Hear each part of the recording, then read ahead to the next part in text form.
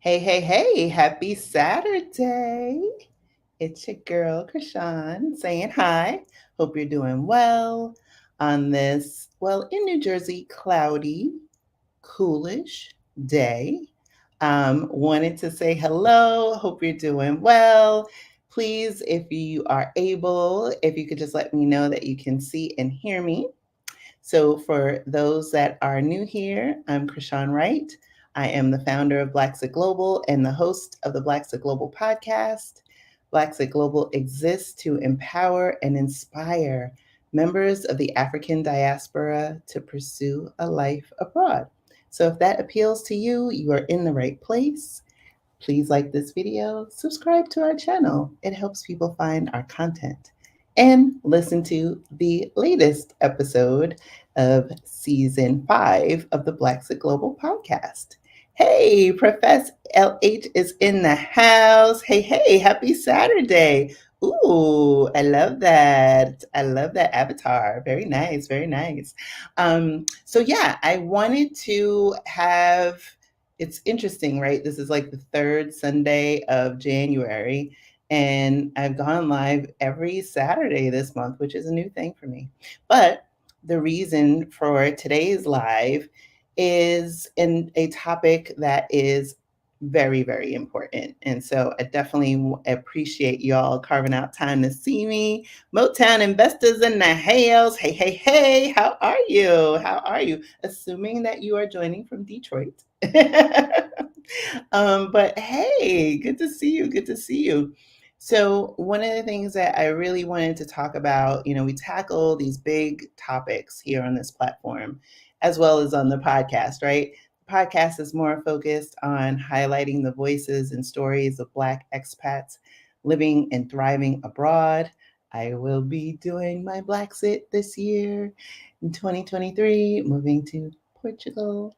And then on the YouTube channel, we have more longer form discussions on different topics. And if you've been following me for a while, I usually tackle topics that are not spoken about as much as they should be in the mainstream. So, one example of that is the treatment of Blacks in Ukraine at the beginning of that conflict and some of the issues that we were seeing there that was not making it to the mainstream. So, I don't shy away from the hard conversations, the important conversations, because these are all the things that, one, affect us as members of the diaspora, as well as, understanding that even when you make your journey from wherever destination is your home country to your new country, there are issues that are affecting us as a collective as well as individuals.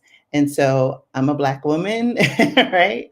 And I know what I've felt like to be, this Black woman in this body for almost 49 years, and recognizing that our treatment, and more to the point, mistreatment, is something that has been overlooked, overshadowed.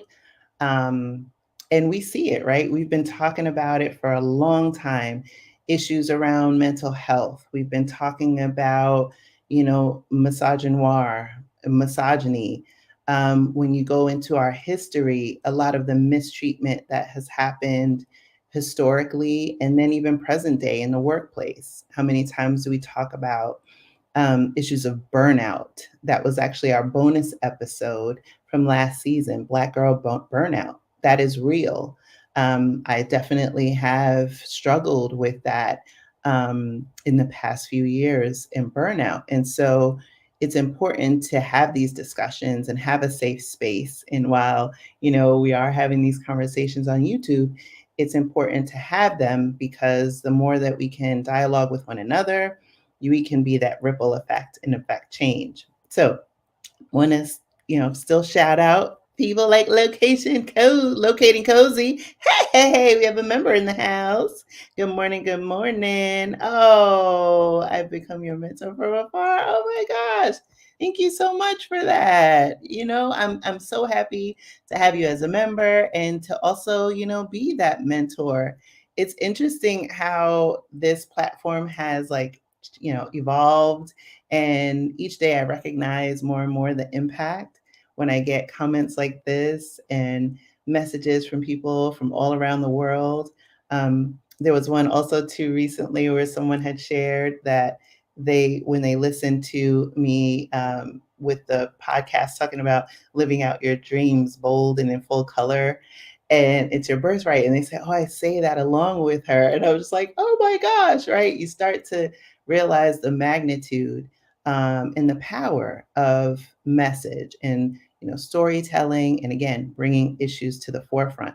And so I'm just privileged to um, be able to lean into being courageous and sharing what was on my heart. And then also for you, each one of you that listen, that support this channel, that support this platform, be it me or for listening to someone else's story, I am in deep gratitude. So I want to say hello, hello, more hellos. Hey, Winnie's in the house. Good afternoon. Hey, Nyla. How are you? How are you? Good to see you. And Sandra, happy Saturday. Happy Saturday. Awesome, awesome. Well, that was a big tee up. That was a big tee up. I'm trying to think if there's anything else I need to kind of share that's like burning before I bring on my guests. Um, no, I don't think there's anything. Like I said, the podcast latest episode is out and new episode drops on the 30th. And so hope y'all are enjoying this season. Hey, Karen's in the house. Good afternoon. Good afternoon. So without further ado, like I said, this issue about Black women and the need to protect Black women is something, obviously, as a Black woman, is important to me and on my heart. I see, a lot of things that are going on, whether it be on the celebrity side. There was a lot going on early. Well, I say earlier this year. I mean, we're only 21 days into the year, but with Megan Thee Stallion, all the way to everyday people. There was an incident, unfortunate incident that happened a few days ago where a woman was in a McDonald's. There was something, wrong with her order. The store called the police, and the sheriff that responding officer punched her repeatedly in her head.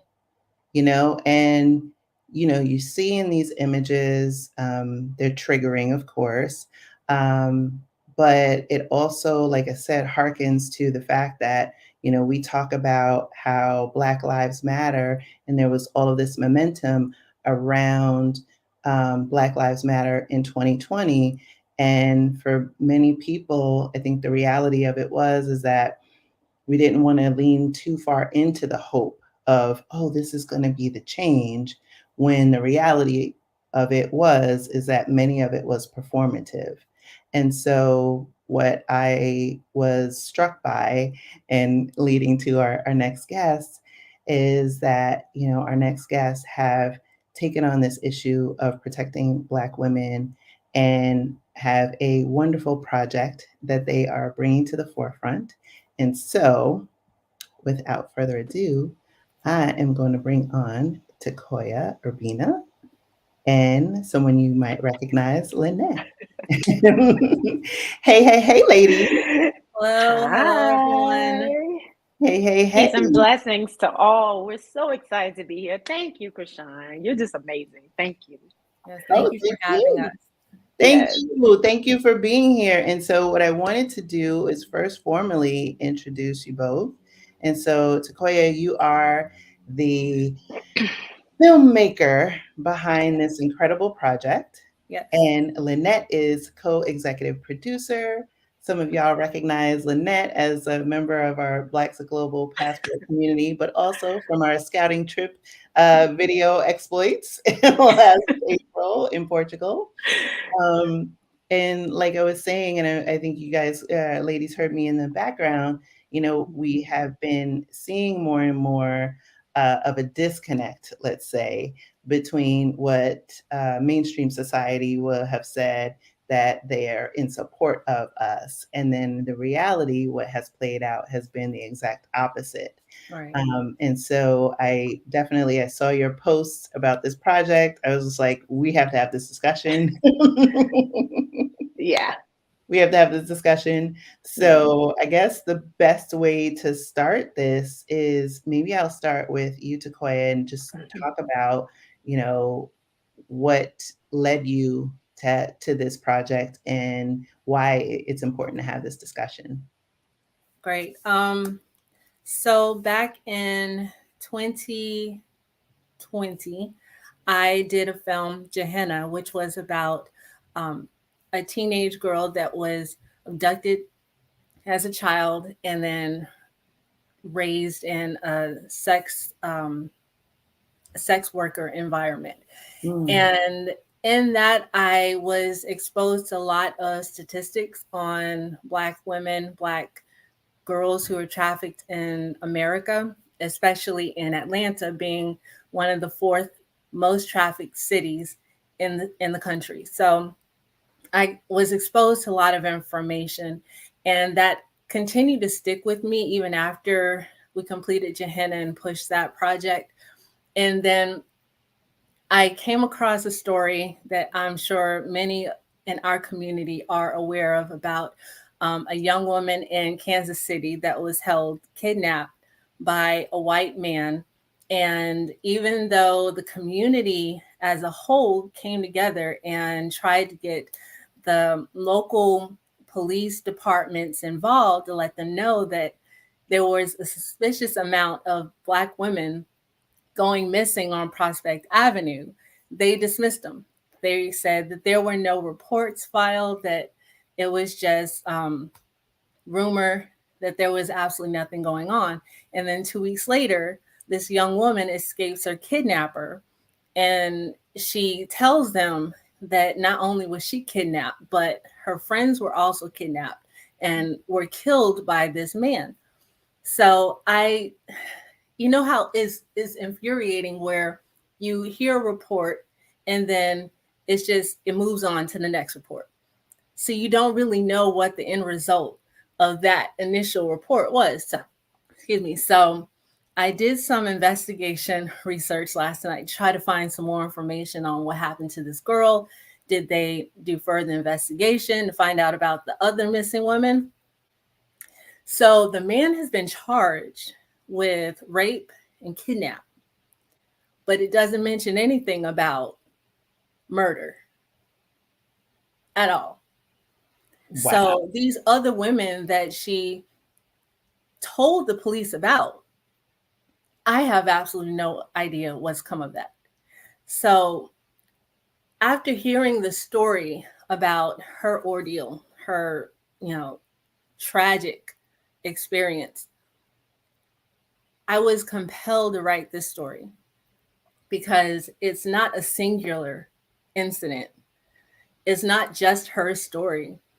It's thousands and thousands and thousands of stories that are going across America. And I did frame it where is women of color and trans women, Black trans women, because it's happening in so many different communities. So I do have some statistics. I know Lynnette has some of her own, but as far as Black trans women, they account for 60% of trans murders. So in 2021, that was 225 reported Black trans women that were killed. And as far as Indigenous women, we know that they only account for 1.1% of the US population. 5,203 women and girls were missing. So it's not just in the Black community. We're experiencing it as women of color and Black trans women as well. But for the purpose of this discussion, Black women are disproportionately denied access to media coverage. And in addition to that, when we do get coverage, it's on local media. It's rarely ever national.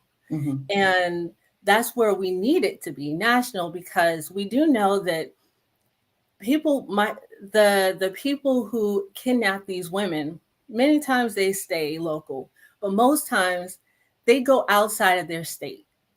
So if it's not national, then it doesn't really help that much. So Loren's Chimera is a story that affects me, affects my 17-year-old daughter, affects my mom, my cousins, just about every Black woman in the community is at risk. And I wanted to create a story that would let us know, unfortunately, we don't have a savior. The fairy tale that they sold us as a kid about a knight in shining armor coming and rescuing us, that's is fantasy. And that's what chimera means. Chimera means fantasy. Mm. So Loren has to break her fantasy and hope that someone is going to come and save her, because the chances of that happening are very slim. She has to save herself. She has to rely on the strength that's in her to get herself out of that situation. The Mm-hmm. skills that she's learned to pick a lock, to break the zip tie. She has to know those skills and rely on them and use them at the appropriate time to increase her chance of survival. And what I want for the audience who watches it is to be inspired to take self defense classes, Mm. to know how to get out of zip ties, to know how to be alert about your surroundings at all times, because these skills could mean the difference between life and death. And we unfortunately have to take that extra step, because chances of someone coming and helping us in our time of need, God help us that that's the case, that an angel will come, but just in case not, how do you get out of that? So that's what I want the takeaway to be for Loren's Chimera, because we need it. Us Yeah. as sisters, we need it. We need the support, we need the education, and we need the fortitude to be able to do what we have to do in order to survive America. Mm. That part. That I thank you for setting the stage and the table, because it's important to understand like all of the dynamics at play. One is that it sounds to me like, our women, especially when we look at sex trafficking and things of that nature, is that there's always a crime of opportunity in my Right. mind, right? And so when in my mind, right, hypothetically, right, perpetrators might be doubling down and targeting Black women because they're aware of the fact that it's only going to get, if at best, a byline, maybe a line Right. in the newspaper, the local Right. news, no, or you're targeting people in a certain demographic or socioeconomic demographic that, oh, well, they don't even have the means to get the lawyers or anybody else who's going to get that level of attention. And so I think you've highlighted, the issues that are going on and what led you to this project. And so for Lynnette, keeping in that vein, what was it about this project that attracted you to it? Yeah, for sure, for sure. So, gosh, there's so many different thoughts that I have going on through my mind right now based off what Tequoia said, what you said, Krishan, and just the guttural truth of it, of it all. So I would be remiss if I didn't start off in this way. So as it pertains to this project, it is Tequoia's brainchild and it's what she created. And I love it. And I'm a part of this because I am a Black woman. So I speak to the issues solely of Black women and individuals who identify as Black women. With that being said, disproportionately, systemically, and systematically, we are last. And so I'm solution based and oriented. So I'm blessed to have amazing Black men in my life who I talk to about different issues. And so you all know, if y'all follow me in any way, shape, or form, I always talk about Jesse, my brother. And then I also recently met a friend, and I told him I was doing this appearance, and I just said, I need to understand why this is happening, because we all know, like, yes, Tequoia said, I have stats, she has stats, we all know the stats, we all know the social ramifications, but what I need to know is, where does this virus or this sickness start? And it starts from the fact that there are no ramifications, there's no punishment, there's no punitive damages for anyone who does anything to us. Right. And that is what the issue is. And so oftentimes our stories are lumped and grouped into other women's stories. God bless all of them, but I'm Black. You know, there's no misunderstanding. When you see me, the only thing people misunderstand, they like, are you Nigerian or are you American? That's the only misunderstanding people have when they see me, honey, and I love it. But to that point and to that end, we have got to realize that, as Tequoia said, the help ain't coming. They don't care, because, and then people are even incentivized to do it because they're not going to get in trouble. Yes. Because where, in what country, in what realm, in what world can you murder a whole person and have kidnapping charges and sexual assault charges? So with that being said, excuse me, instead of trying to figure out how it is, you know, to make them see, that's not my issue. I can't. What I'm trying to do is ensure that women behind us, they live, and not only live, but they thrive and survive in a world that does not see it for them. Yes. So that's why I wanted to be a part of this project, and that's why I'm here today. So thank you. Yeah, you're welcome. And I think, you know, the thing to underscore here is that society's or anyone else's inability to see you as a fully fleshed human being, a Black woman or male or whomever, however you identify, that's their problem. It's not a determinant of your self-worth. Right. And so what I hear is like there's a reality that you're confronted with, right? It's like, okay, guess what?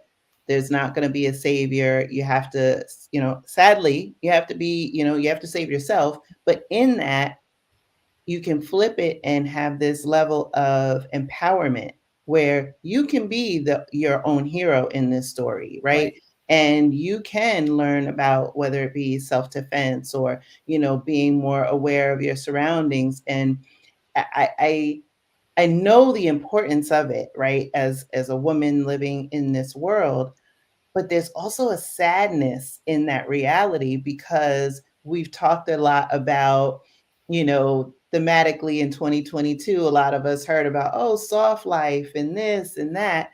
And how attainable is that when you have to, in many instances, have a level of vigilance around yourself because you don't know when the next assault is going to happen. And so we saw things, you know, especially in social media around people saying, "Oh, you know, if you see something on your car door handle, right? You know, rag, don't touch it." There was an incident the other day where someone tried to zip tie the arms of a barista in the drive-through, and like there are these wild events that are happening. And so it's almost like it's a call to action. The reality of it is it's a call to action to not only have this discussion, but to empower ourselves. And that means at every generational level to have this level of awareness. But like I said, with that is almost this sadness of the fact, like, when do we get to just lean into, you know, being, right? Being and being recognized for who we are instead of, you know, the reality, whether it be this issue or going back historically, right?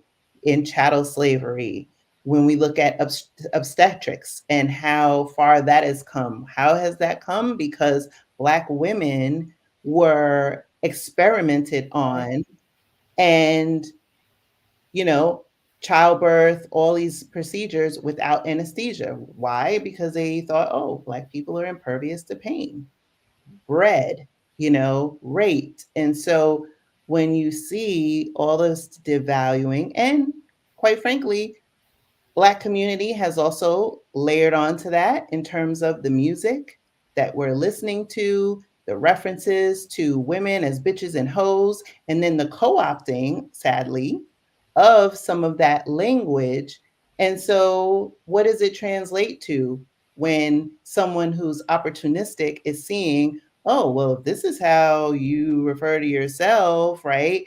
Or if this is how society is deeming you, then I can go and kidnap you and no one will be the wiser.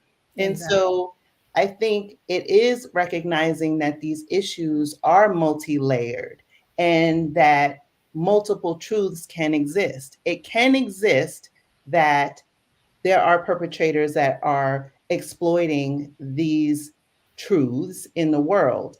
And then there's also a truth that there are discussions like these that are happening and having a critical lens and saying there is equal blame, to go around, but what can we do to affect change?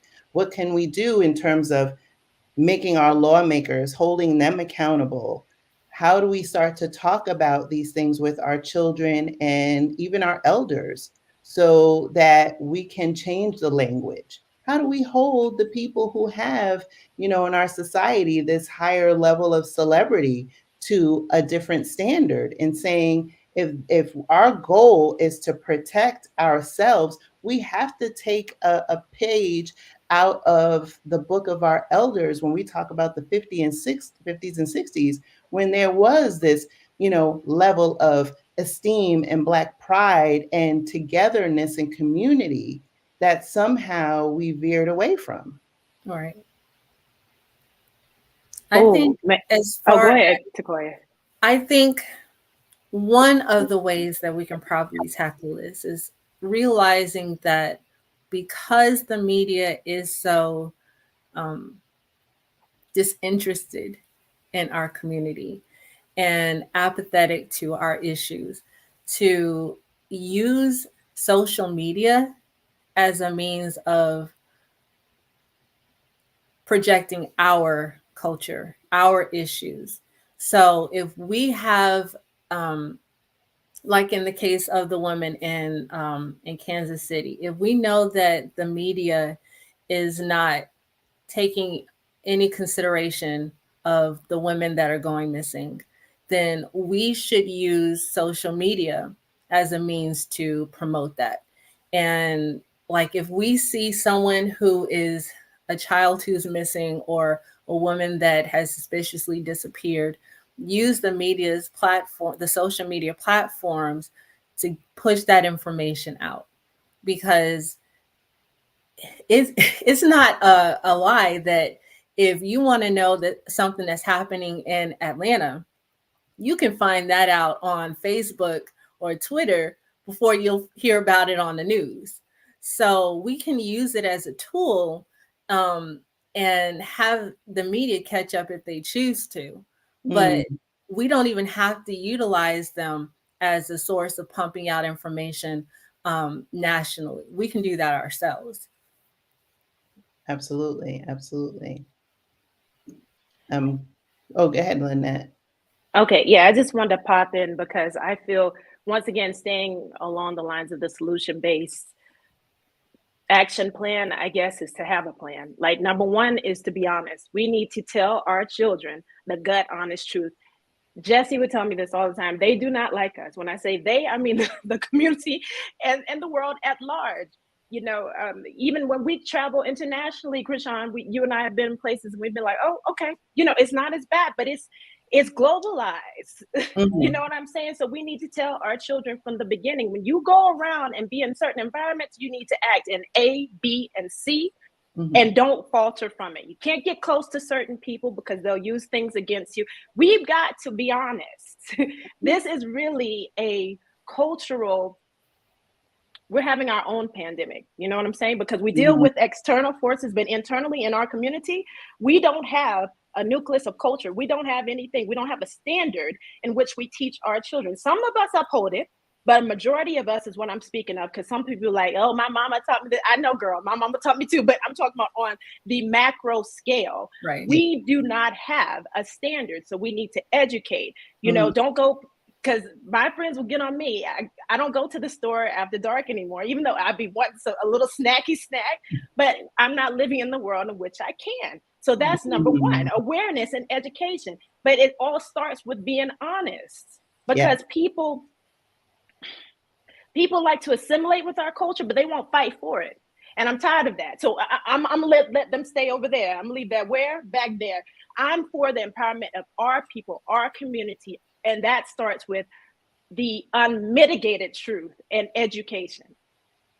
absolutely. A thousand percent. And I am going into the comments because I know there's been a lot. And so, AKA ZIAJ said, it all starts with a basic respect for Black women. It's a lack of respect that causes many of the problems. Yeah, yeah, it is. It's a lack of respect for us, a lack of acknowledgement of our humanity. Yeah. And again, it translates into so many aspects of society. And Karen says they care more about protecting dogs than about protecting us. Absolutely, absolutely. And like I said, when you take that issue, when you take these issues, and like you said, you look at any level, the level of Black mortality, in childbirth. Mm-hmm. We're in the United States, supposedly greatest country in the world, right? Best healthcare, right? But the rates are alarming still in 2023, you know? Um, and so again, when we think about so many aspects in, the workplace, et cetera, it is important for us to recognize and shine a light on this and have these conversations. And quite honestly, I just think about experiences that I've had in different environments, particularly in the workplace, where especially when you're around other Black people and that are like-minded, because all skin folk and kinfolk, um, is these things that we see happen, but there are these like whispered conversations, like, oh, or, oh, we're congregating, and then, oh, somebody else comes and then we disappear. And we have to be able to talk about the things that are important to us and not be, if somebody wants to try to other us, let them try. We're part of the global majority. Like there's enough of this kind of, dialogue about, being in the minority and having this certain mindset and having these performative antics, quite frankly, Right. and not holding people accountable. And so, yes, we do live in a society where, we don't own and control the majority of the media, but that doesn't mean that they can't be held to task. And how are they held to task? Much like Tequoia said, it's like, hey, okay, now we're going to use social media. But again, understanding the fact of it is that suppression still happens on social media, Right. right? As a Black content creator, I know me and Meta been having issues, right? And that's why we have our Blaxit Global Passport community.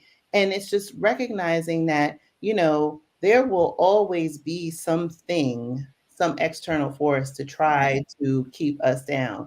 But to the extent that we can band together, to the extent that we can affect our own change and be that snowball, right? Then you have an avalanche of change. And so we can't have any more of these whispered sidebar conversations. We have to have these uncomfortable conversations in the public discourse, because that's going to get every person that's watching this live is going to share it with somebody else. Somebody else is going to see this, maybe take it up on their platform. That's how you gain momentum and change and start holding people's feet to the fire, because there shouldn't be an issue where we're having Black little girls, Black women, anyone being harmed and taken from their family, sex trafficked. And, we see these signs at airports and things like that, but we know the reality. We know the reality. I mean, you're illustrating it in this film. And so I kind of want to segue back to the film for a second, because I know that you have a fundraiser for this project. And so I know when we talked about like what are the action steps that people can do and why this film is so important, can we talk a little bit about that? Yes, Yeah, definitely. for sure. Yes. When it comes to the fundraising efforts, like this is my contribution to it is building that community culture, like I was saying. And so we created an Indiegogo for the film, and a lot of people, if they're not able to give, there's so many different ways to give. We ask for a social currency, if you can spread it within your networks, like Tequoia was speaking about the benefits of social media, if you can spread it within your personal networks outside of social media. um, that helps us greatly, immensely. And if anyone came over here from Instagram from my page, hello, thank you for being here. Please, if you got any value from anything that I've shared, I'm just doing a personal ask, and y'all know I don't be asking y'all for nothing. I did doing videos for 7 years. This is the one ask that I have. Just please share this with someone. Hit that link. That's probably, as organized and amazing as Krishan is. It's probably somewhere in the bio somewhere. Just give $5, $10, and I'm going to tell you really quickly what your money will go to. We're doing this thing like we want this to get as many places as possible, many eyes who can help as possible. And we're also going to be having a premiere in which we really like have a talk back, when the short is viewed, because it is a short. I want to make sure people understand that. So the runtime is going to be under 10 minutes, but it's that impactful.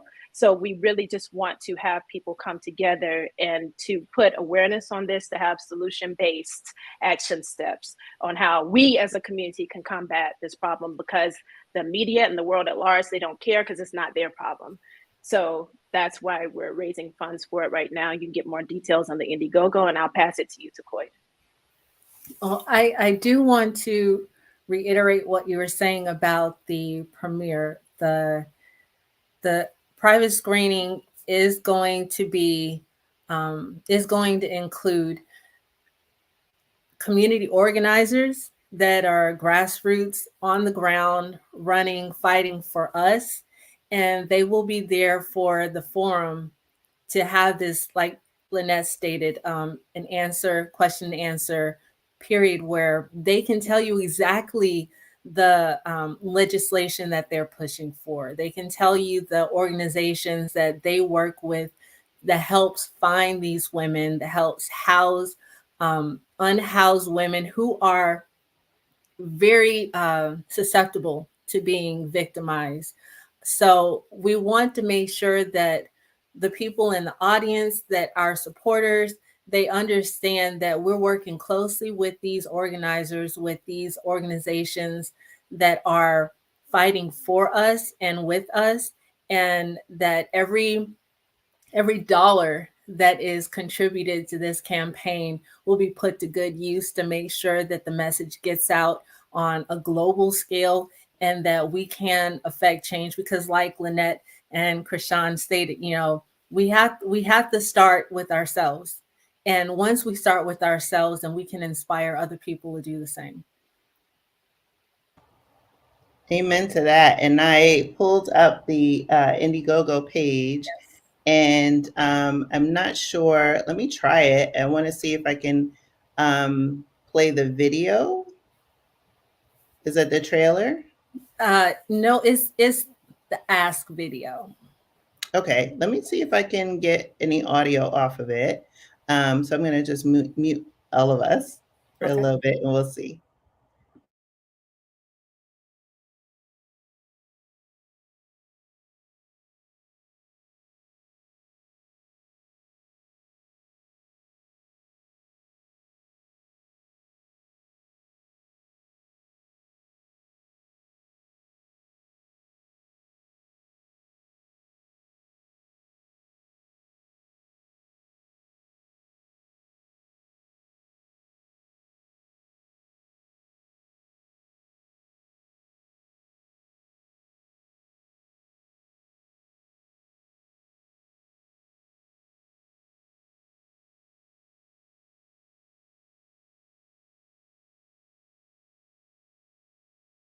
Hi, my name is Lynnette Rene Doby, and I'm one of the executive producers of Loren's Chimera. Hi, my name is Brittany Métis, and I'm playing Loren in Loren's Chimera, directed, produced, and written by Tequoia Urbina. Hi, my name is Tequoia Urbina, and I am the writer, director, producer, cinematographer for Loren's Chimera. This film means so much to me because it is a snapshot of what unfortunately happens for many women in the world, but specifically Black women, when we are victims of violence, abduction, any sort of violent act. The media doesn't care. It's not covered. We don't get weeks and weeks of coverage and awareness on our issues. And so Loren's Chimera was made with the intention to reverse that. Was given this story a couple of weeks ago when I read an article about a young woman in Kansas City who escaped her abductor. Man kidnapped a woman, an African American woman, and the police did not believe her when she escaped and said other women were dead and with her. Thousands go missing every year, and we don't know about them. Missing Black women, missing trans women, missing Indigenous women, missing Latinas. The message is important. The message is necessary, and we can use all of the support that we can get. So we just ask you to please donate whatever you can, share if you don't have the funds to donate, so that we can get this project made, and so that most importantly, we can save lives, protect Black women. Please give. And if this isn't a cause that you want to donate to, that is no problem, but do us a favor and mention it to someone else, and so they can give. Thank you again in advance for your assistance, and we'll see you at the premiere. Peace and blessings.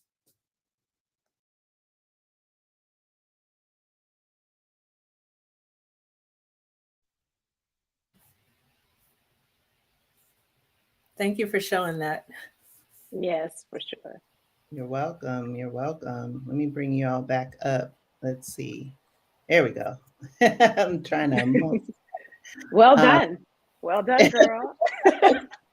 Trying to be all things, right? Try to be That's all good. Yes. So I know like the comment section is lit up, and I just felt like that video would say so much and highlight. And I actually see Brittany is in the comments here as well. So hey, Brittany. Hey, Brittany. Brittany, she's amazing. Can I say, she's amazing. She killed it.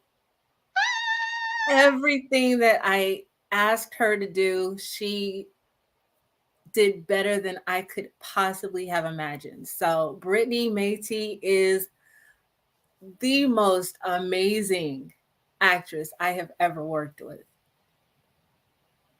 Yeah, she's absolutely amazing. And then on the heels of that, I would like to say just the whole production itself, being on set with nothing but faces that look like ours.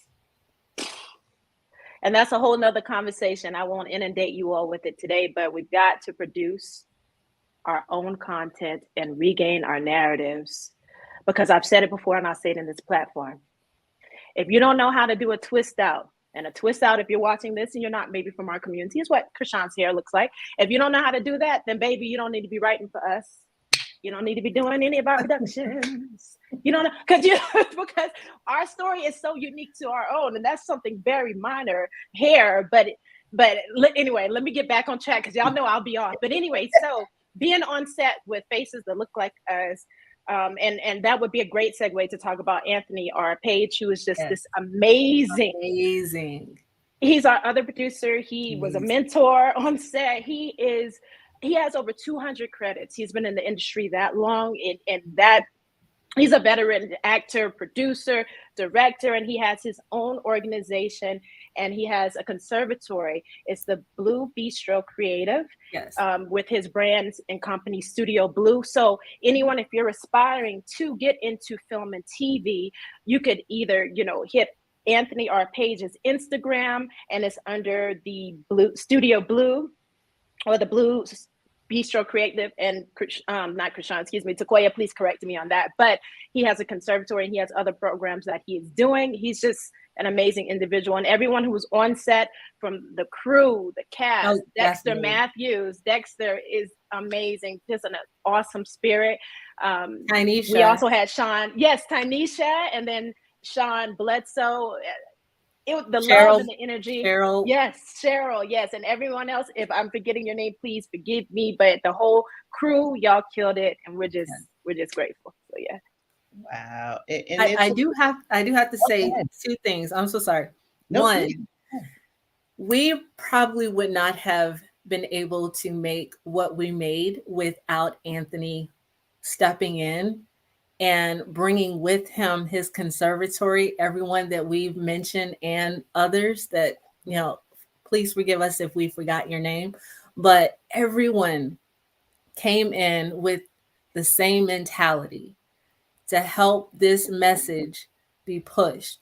And there was no ego on the set. Everyone put every hat on they could imagine so that we could get this done.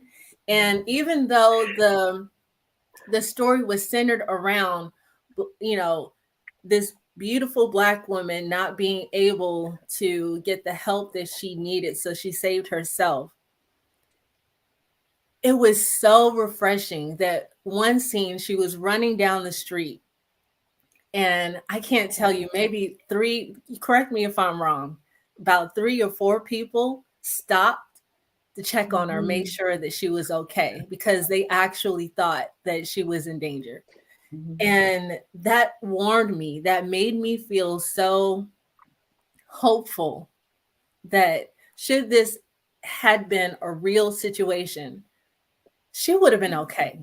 Someone would have taken her in and made sure that she got the help that she needed. So that made me feel so inspired to keep doing this, because I know that not every community was like that West End community in Atlanta.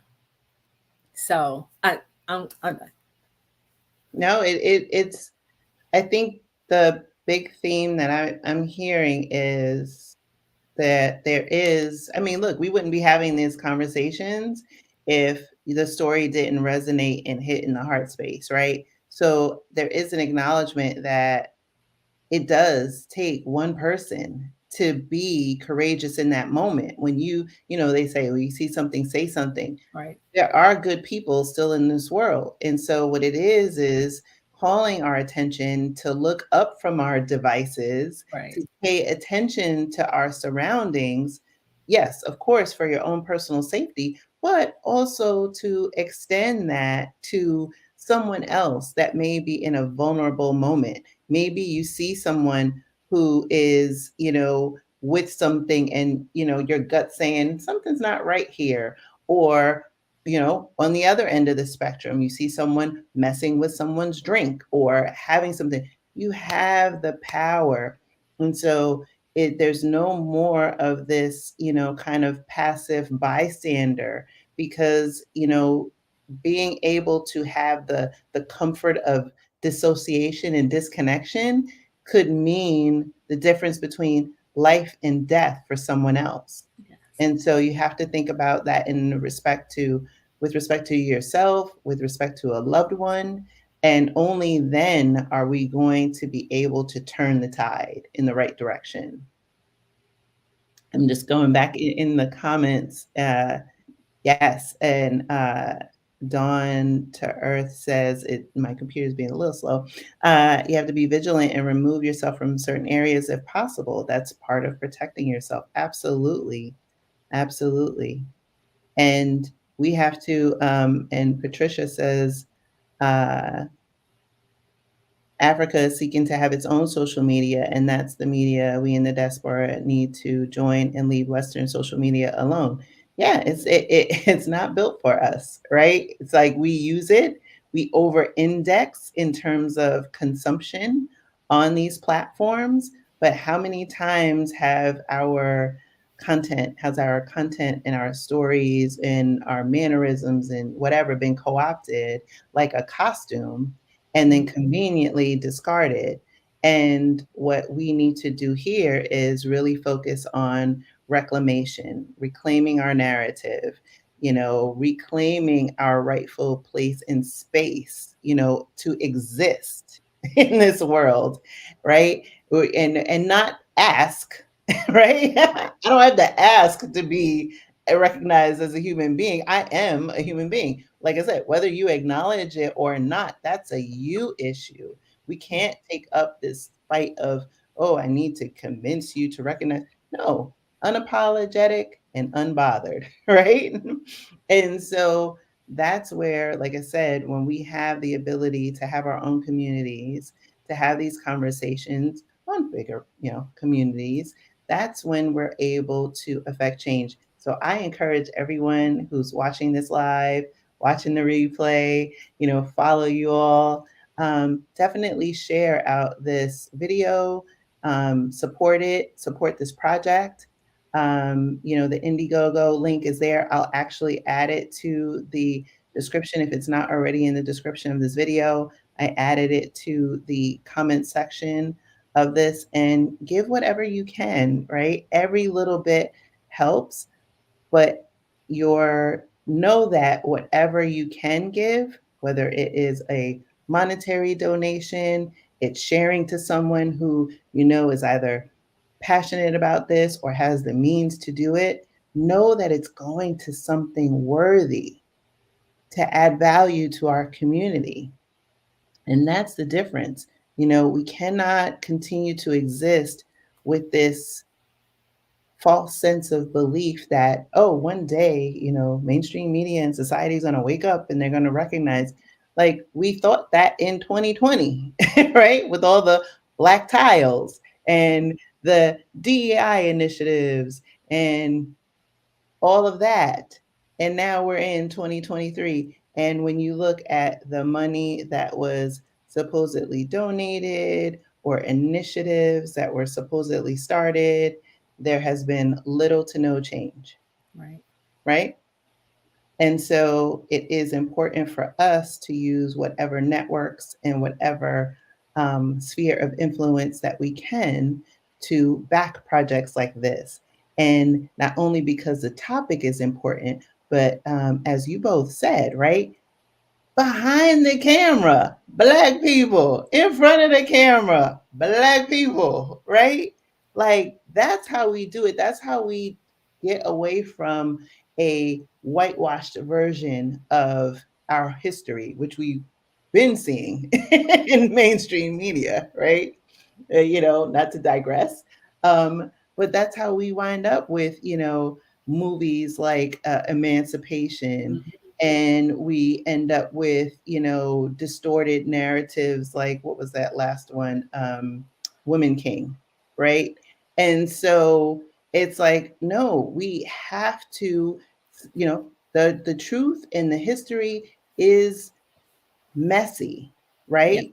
But to the extent that we start to get away from this distillation and this white savior mentality and rewriting of history, while in reality, we have, I'll find the right word, people,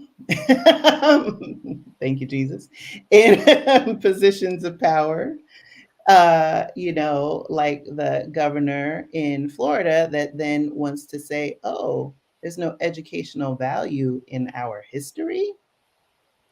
Really?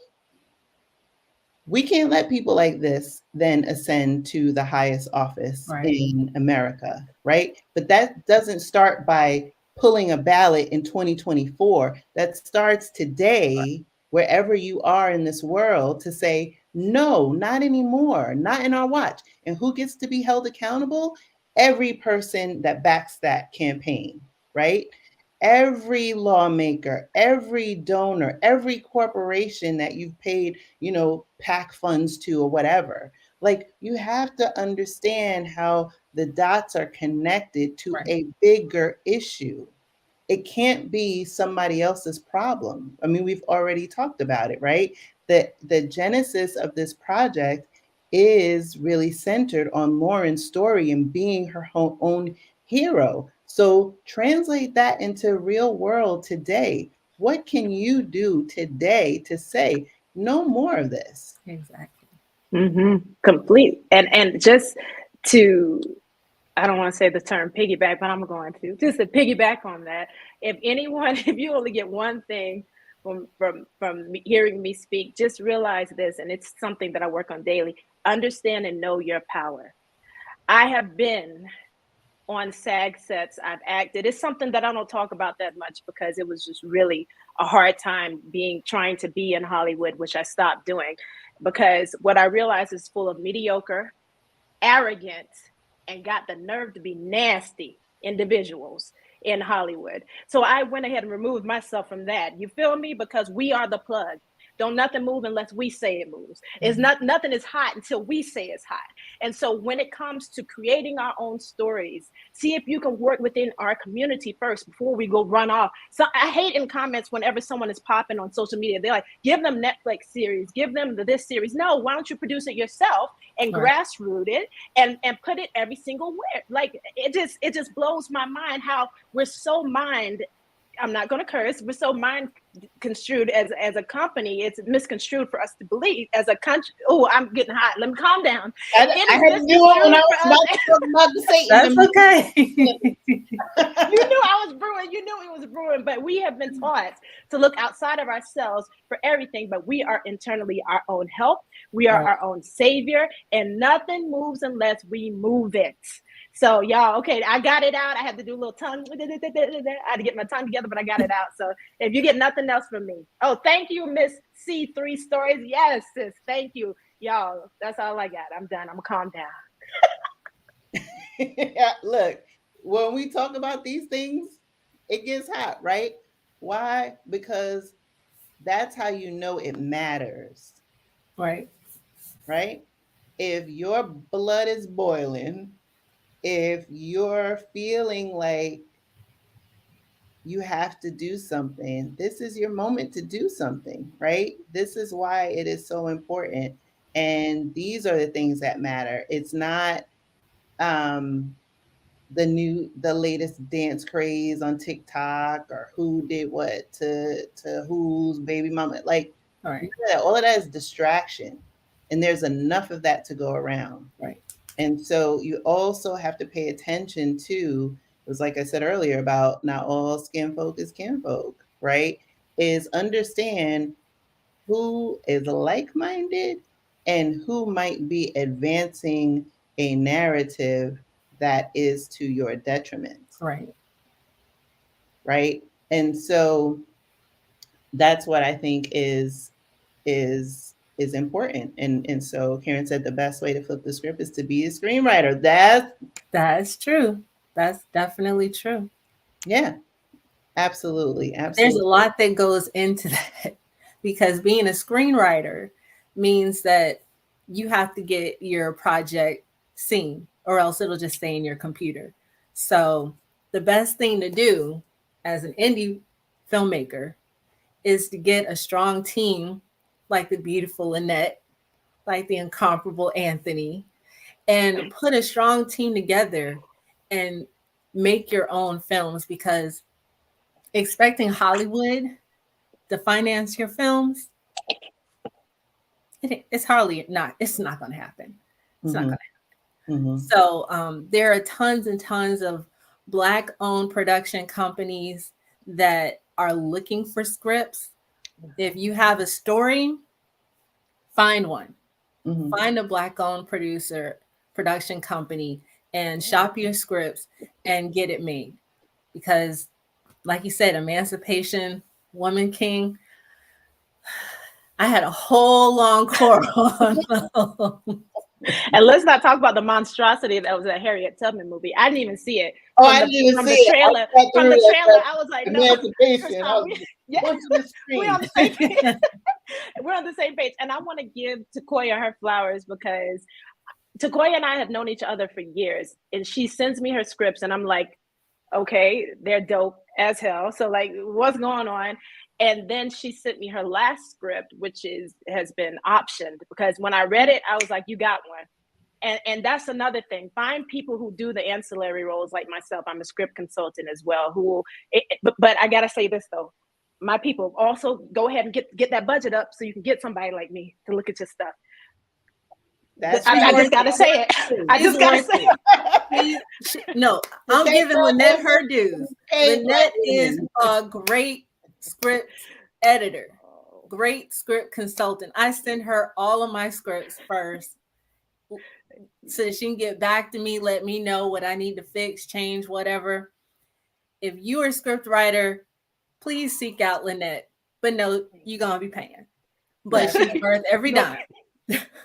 Thank you, sis, because that's the truth. Okay, that's the truth. But yes, but seriously though, like we got to, I say that in jest, but honestly, if you want to do this, know that, and I'm a fraction of the cost of what they charge in the industry, and then they don't even know what they're talking about. Yo, I'm telling you, maybe I can do a live about this, but I have been in some rooms and I've been like, how did you get past the front door? And I'm like, oh, your uncle knows oh, okay. Nepotism is something, because it's a mediocrity. I don't even know why people aspire to be in Hollywood, because the mediocrity, it turn that W in the word Hollywood to an M, and it stands for mediocrity, because that's what's rampant in that industry. So I'm here to tell you, like, I'm here to diffuse the myth and to let you know, create your own. There's more than enough of us.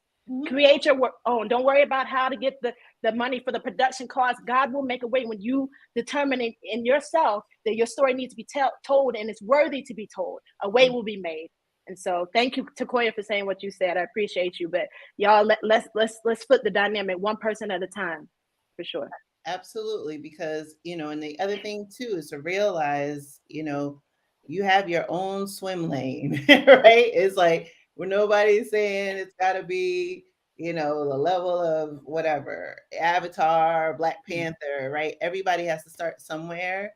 When I think about, while I don't watch a lot of the films, I've watched some, but, even when you look at, an artist like Tyler Perry, like, he was sleeping in his car, putting on plays, and nobody was going to, like, there we see the big home and the film studio, but everybody has their day one.